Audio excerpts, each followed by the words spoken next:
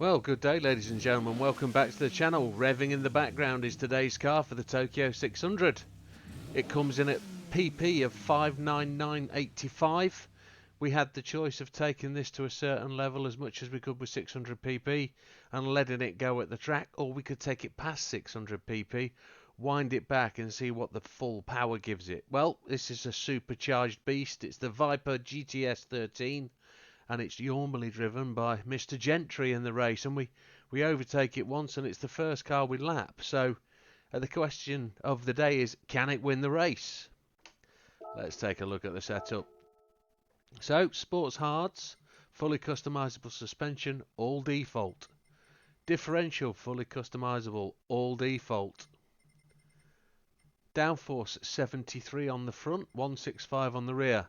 We've got a front splitter, side skirts, no rear valance, and a high wing level and number 20 end caps. Wheels are standard but wide fitment, not wide fitting. They increase the width of the car, and no roll cage. So critically, racing manual or racing normal transmission, they lower the PP, so they're good to add. Your fully customizable diff lowers the PP, so they're good to add. Even though they're basic, they're default, we haven't tuned them, they are good to add. The fully customizable ECU we didn't have to start with because we were at 600 PP before we go anywhere, so we set the customizable CPU, left it at 100 to have all the power. Then we've had to add the restrictor down to 70% and look at that power curve. We're at the peak of the power curve somewhere around 5,000 RPM. So we know we're into the real power but no torque. So if we're changing gear at 5,000 RPM, we're good. We've had to scale back that restrictor. We've added 92 kilograms of ballast. We've got a manual customizable transmission set to 360. We've got a supercharger high end with the intercooler racing. We've got no air cleaner, so just the normal racing silencer, racing exhaust manifold, racing brakes, both system and pads, brake controller, which we're going to set all the way to the front. Got a racing clutch and flywheel, prop shaft as normal, and increased body rigidity. Now, as you can see, we're on the back end of the power restrictor. We can't reduce that anymore. We could restrict the output adjustment if we want to add some more mods, but then we're just going to have to scale back the power. We're already at 601 bhp, which isn't massive, but we also need to think about fuel consumption. So this one, I think, is going to be another challenge. We're just going to have to see if it can shine through. We're into a couple of races where we're going to be taking on cars that are really going to have to challenge hard for the race. So let's go and see where it goes. Settings will be controller. Let's do that first. Force feedback max torque 5, force feedback sensitivity 6. Always the same settings. I'm on a G29.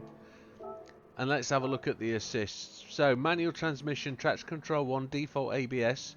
And it will be of no surprise to you folks that I'm turning on the active stability management and the counter steer assistance to strong.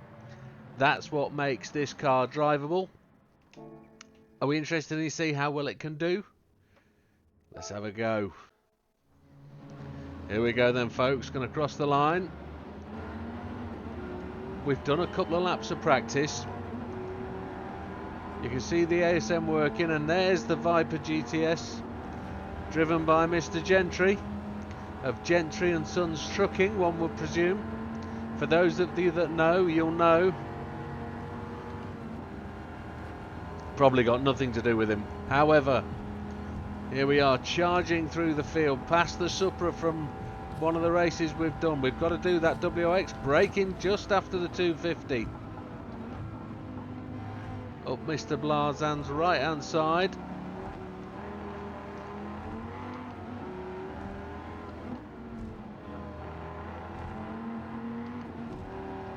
Let's get this thing moving. We've got the fuel, 6.3 laps. Super duper, so it's not going to be as tight as I anticipated. Chase down Mr. Cookabun. This is a lovely sounding car.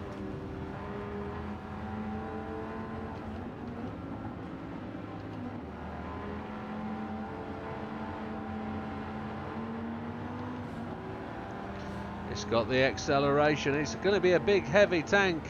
It's all the American muscle that it's got. It's going to be quite a handful, and it's proved that way. That's why we've had to put the assists on. But it's also a very, very efficient little mover. It keeps its line very well with the assists.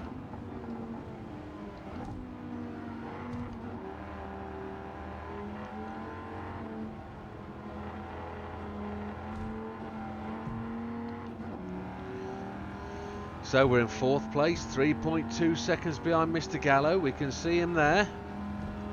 There is an opportunity for us here to be in 1st place by the 1st corner. Mr. Suswillow's got the power. Even the ASM and the traction control can't, and the counter steer can't stop us from the back end from kicking out. This will be a challenge of a drive if you weren't to use any of the help aids, and I'm not saying you shouldn't use them. I'm just saying I need them. So an opening lap 226, bang on the nail. A 226 dead is pretty decent for any car around here. A car that looks like it. This is the car we lap occasionally when we take cars out. We're roaching 195, 197, going to break just before the 250.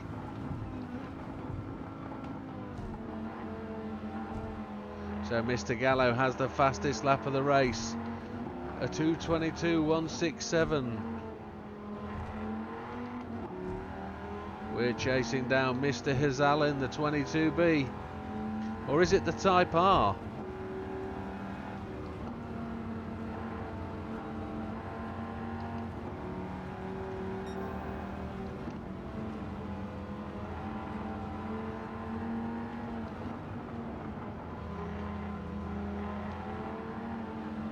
The 22B looking at the badge.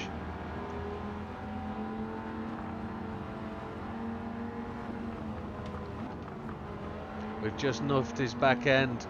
Is that enough to take away the clean race bonus? One would think maybe not. One would hope not. We've just had to be cautious under braking there. The 22B slams into wall. That's one hell of a lot of car to put into a wall in the centre of Japan's Tokyo. Oh my lord, let's keep going. So we're 2.4 seconds behind, braking on the 200. Let's see if we can get this car straight before we give it all the beans.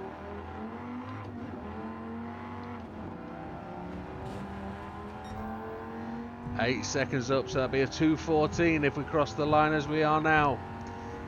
That NSX 17 is really starting to pull away, and this car's surprising me. It is extremely quick for a big old American tank. Mr. Gallo 2:14.4, 2:12.19. Absolutely tip top, 1.58 seconds quicker than Mr. Gallo himself. We expect to see Mr. Suswillow go faster next time round, braking just after the puddles. Really having to brake at range for the first turn. The tyres now just starting to show wear.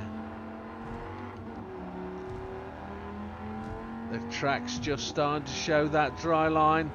The tyres are really starting to dig in, and the help aids are really starting to kick in and work overtime as we start to push this big beast. Nearly half a second up on our previous lap time. Fourth gear as we come out of there, absolutely flawless. Power going down as we need it. We're just going to tap the brakes down to fourth, roll it into the corner, back on the power, chasing down Mr. Gallo.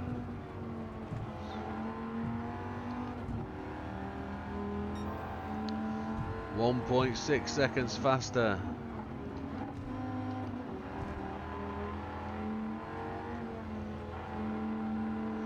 So I'm going to make a prediction now.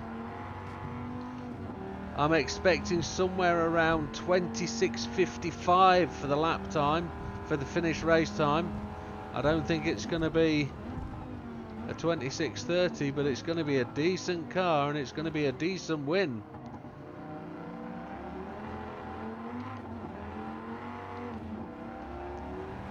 I think it's got the ability to hang with Mr. Gallo. He's going to put in a quicker lap. We've certainly started to give him the pressure and he's starting to respond. Swillow behind us, 3.5 seconds behind. So Gallo puts in the fastest lap, a 2:12, but we knock it down to a 2:11.4. Turning out to be a decent car. So Hizal in 4th, Cookabun 5th, Blazan in 6th, Beauvoir 7th and Mr. Fraga in 8th. So we come past Mr. Gallo. We're going to brake just there. He's going to come back and take the first spot.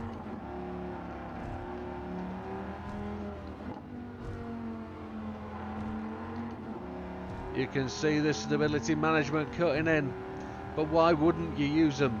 They're there to be used.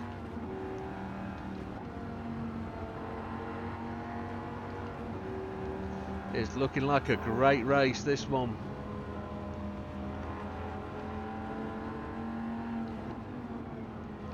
Hard tyres versus softs. Comes out of that corner beautifully.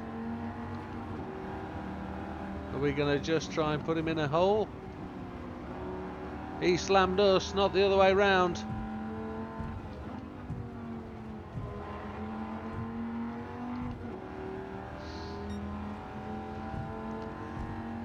He'll be a little bit unhappy about that manoeuvre, one would suggest. But he was holding us up. I don't think he expected us to be there. He's on our tail though. He's not going to let it go. Brake on the 200. He was looking like he was going to dive up the inside, but he didn't come and take it.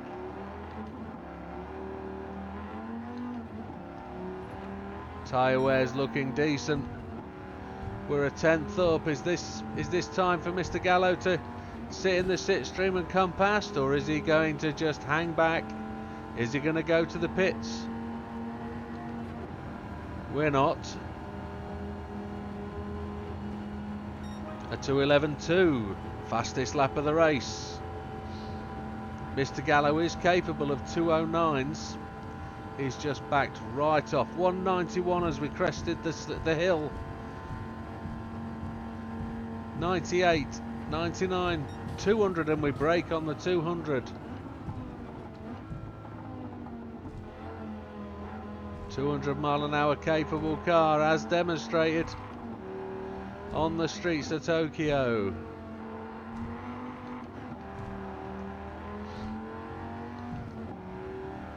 We've got the fuel to get to the end of lap 6. It generally doesn't look like it needs a second set of tyres.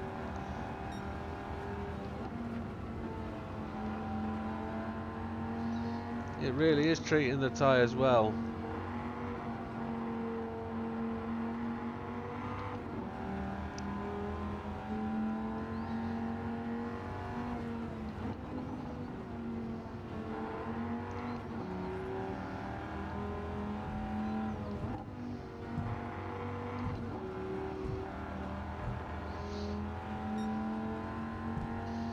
So if you dig the American muscle car scene and you've tried to tune this one and you haven't found a way to get it fast enough, this is a suggestion, and add it to your collection. We could actually try the other Vipers like we tried the NSXs and see which is the best one in the pack. I know there's two more to try, at least two more to try. So we're 2.83 seconds ahead of Mr. Gallo.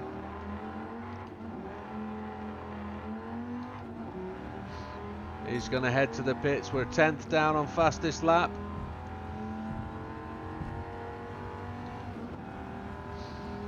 It looks like we're only going to have the fuel to do one more lap, which is fine.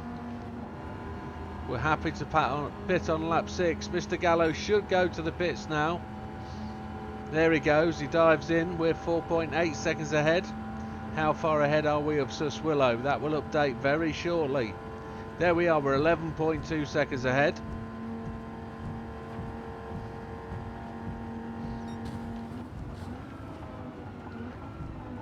We brake just a fraction later.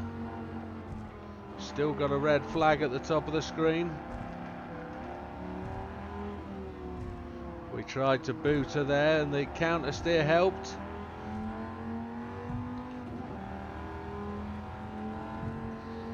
But she's in the 211s. If we could get this to a 2010, it puts in the respectable, pretty decent car bracket.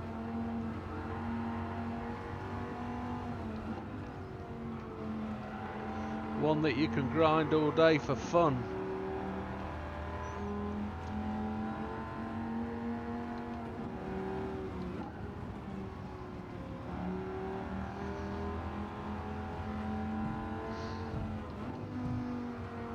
What you'll tend to notice, and what you should notice about all the tunes and all the cars that I'm posting, they're all default setup. You're just buying parts, bolting them on, and you're making a drivable car with minimal fuss. I know some people want to tune them and they want to get them the best they can and not use the help aids, but this is about making the grind good. You don't need to invest all that time in the intricacies of learning how to do setups. You don't need to do it. You're capable of tuning a car really, really well by just using downforce, weight and the power. Then throw in the assists and you're good. We're a 10th up.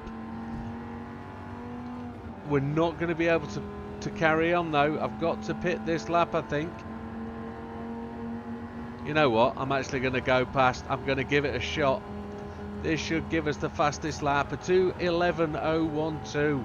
So close to being a 10. Oh my lord. We're going to go this one more lap. We're 17 seconds in the lead.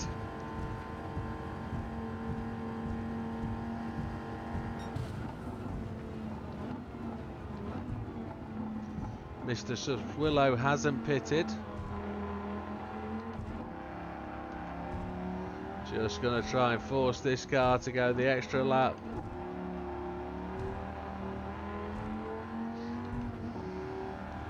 Almost a 2:10. We know we can get it there.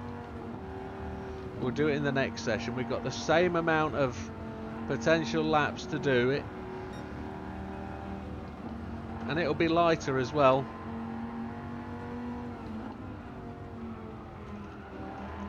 We're not going to change tyres though. That'll save us a couple of seconds. And I hope to see this as a 26-minute car.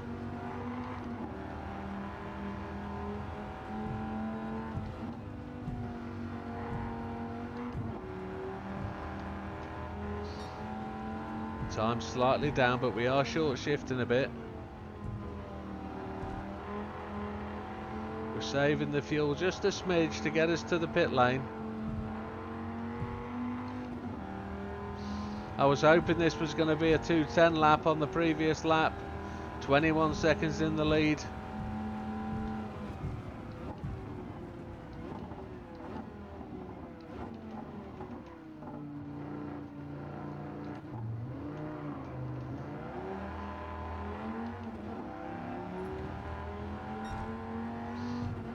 Point 2 of the fuel. There's a possibility we could run out just before we hit the pit lane. No, we're good. So we're not going to take tyres, we're just going to take the fuel. The tyres are good.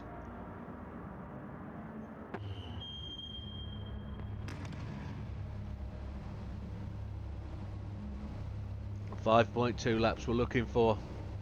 So we're leading Mr. Suswillow. I think he's got to pit. Blazan third, Hizal fourth, Fraga in fifth. Mr. Haywood we don't often see up to 6th place. Mr. Grady in 7th and Mr. Gallo in 8th. So Mr. Gallo's going to look to come through and take his position. Everybody else has dived in the pits. We're 24 seconds clear. Here comes Mr. Gallo, some 44 seconds back. Now he's only 14 seconds back.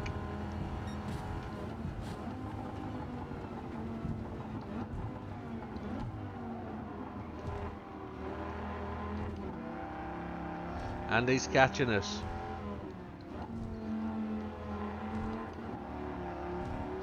This is a reasonably rapid car, and it's one you shouldn't overlook. You really shouldn't. It is really nice, easy to drive with the help aids, with the assists.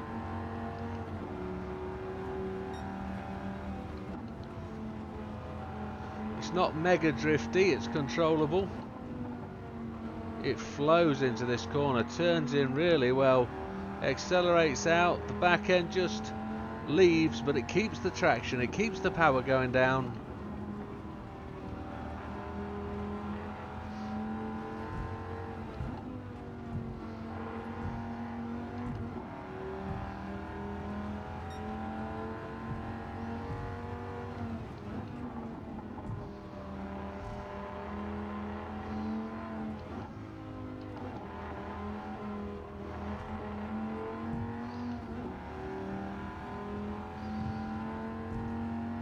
So, as I was just concentrating there, getting the car around the circuit, we are on lap 8, coming into the final hairpin. We're not going to get a time on this lap because it's the out lap from the pit lane, but we are 10.5 seconds ahead of Mr. Gallo. He's got one more pit stop to go. Yamanaka is in 3rd, Kukabun 4th, Solis 5th, Suswillo in 6th, Hizal in 7th, and Mr. Blazan in 8th. We hold the fastest lap of the race at 2:11.012. We know other cars are capable of putting in 2:09s, so we've got to now start to put together some really decent laps. The tyres are just under 50% done on lap 9, so they're going to be good for the rest of the race. 0.6 up there on our previous time through that split, previous fastest time.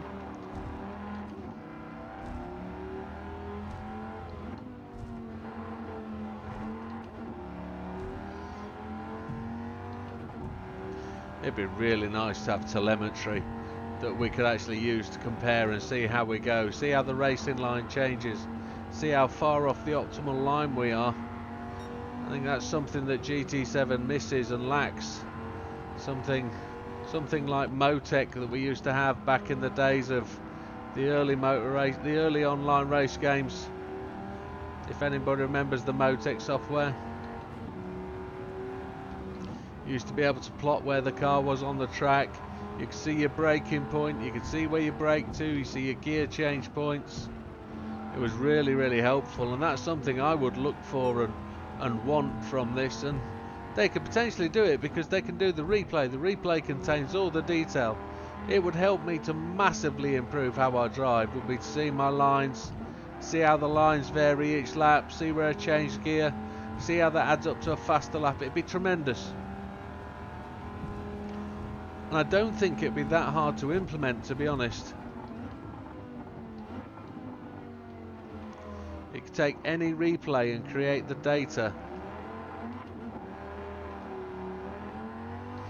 So where were we against the fastest lap? We're 1/4 of a second slow. So as we're 12.9 seconds ahead. So I'm expecting possibly Gallo and Yamanaka, maybe Gallo and Kukabun to go to the pits. Maybe. They've just come round the final turn as we go through the finish line.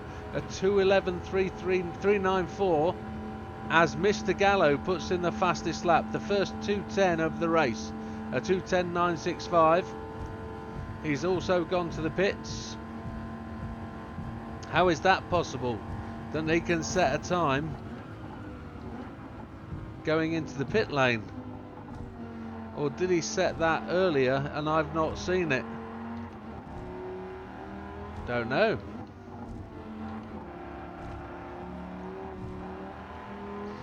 Let's see we are in our lap timing against him then.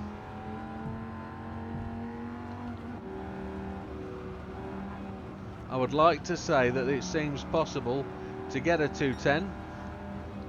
We're faster than our own personal best at this point, but not fastest lap stuff yet.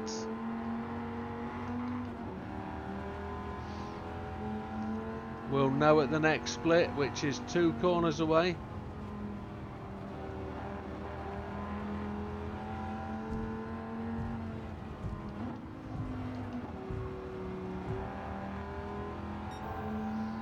.306.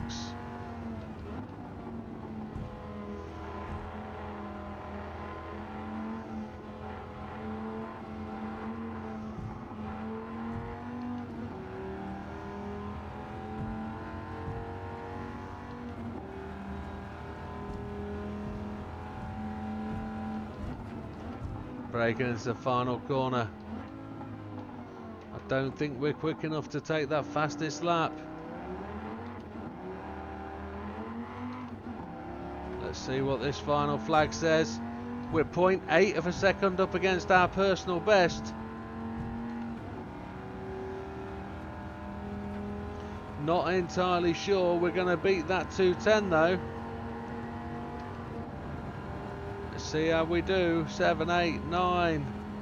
A 2:10 300. We are in the house. Is a 2:09 capable? Tyres are just looking to be about 50% done, so there's plenty of life on them. We're 26 seconds ahead of Mr. Cookabun. I would really like to see this as a 26-minute car. I think it is, but I'd like to see it 26:45, 26:50.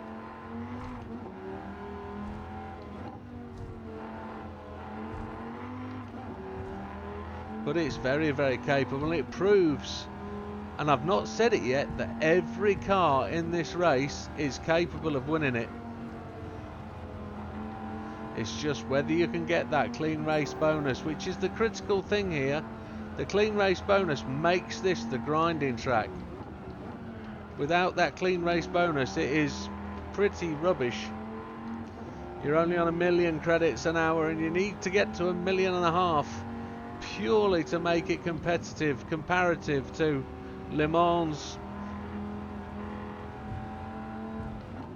Sardinia, and where's the other one? Spa. All of them 1.5 million or more an hour. Spa is dead representative of that, because that's what it is. It's 1.5 million with the clean race bonus. We got the power down there. Coming around on lap 11 to complete it. We are 28 seconds ahead of Mr. Cookabun. Fastest lap sits with us at 2:10 300. They are 2:09 capable, these boys, so we might have to just get a nose down and finish this race off. Well, we're 1.2 seconds down at this point, so this will be a 2:11, a 2:11.5. It'll be the slowest competitive lap we've done. Fuel is good to the end of the race. There it is, a 2:11.507. After a while you get used to the lap times, and you get used to the flags and how long it takes to get to the line. You know it, you'll feel it. 16% fuel left, 1.1 left in the tank, which is way enough to get to the end.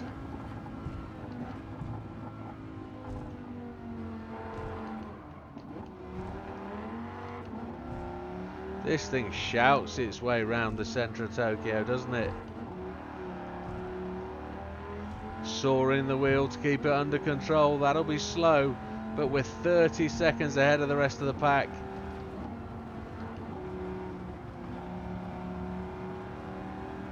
Low RPM, thud of the engine there. The big V10, is it V8, is absolutely thrashing away under the bonnet. Oh, it just lost control. That's the second time it's fought us in this race, where we're just giving it the head a little bit too much, letting it run, and it fights against us.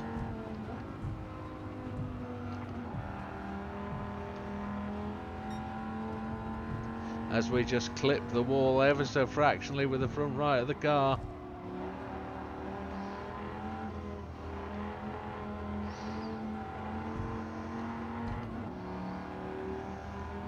.31, almost 32 seconds in the lead. No sign of lapping anybody, even though they've just turned that last corner.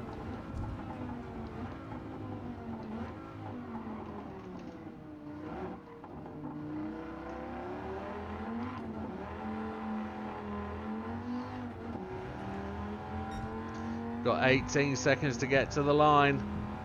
I don't think it will meet my wish of it being a 26-second car. Sorry, 26-minute car. 5 seconds to get to the line. It's not going to do it. It's just outside, but it is well capable, this car. It certainly has the ability. It is really, really nice to drive with those help aids. Not one to be overlooked at all. It is up there. Let's just have a flick down the list. Viper GTS 13. Let's see if it actually was. No, it's a Viper SRT 10 Coupe 06. So we've got another one to try. We've also got the F-Type R. We've got the 8C Competizione. We've got the WRXCI Type S. And we've got the DB11. We've got the R8 4.2 to do. The 911 GT3. We're making our way through this field. A Mercedes AMG GTR 17. So there's a lot more to do here, folks. A lot more to do. We haven't done the Hurricane. Oh, my Lord. Wow. Loads to do. But let's not forget, the Supra is a decent car. Got the fastest lap of a 210-300. It's not excellent. It probably wouldn't rate as my go-to grinder, but it's certainly there to make the day fun. Anyway, folks, have a good day, enjoy, and thank you for joining us. We'll see you on the next one. All the best. Take care. Critical. We didn't get that clean race bonus. That little tip on the back of Mr. Hazal. Oh, frustration. 24 million in the bank. Happy days. And 160 miles up for the day. That's some driving. Some driving.